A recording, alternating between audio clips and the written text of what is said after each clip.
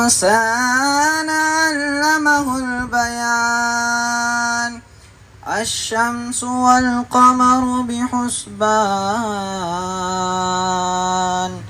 والنجم والشجر يسجدان والسماء رفعها ووضع الميزان ألا تطغوا في الميزان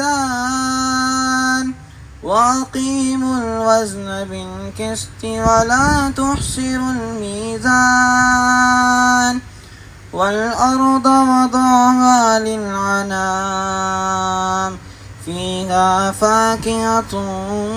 والنخل ذات الأكمام والحب ذو العصف والريحان فبأي آلاء ربكما تكذبان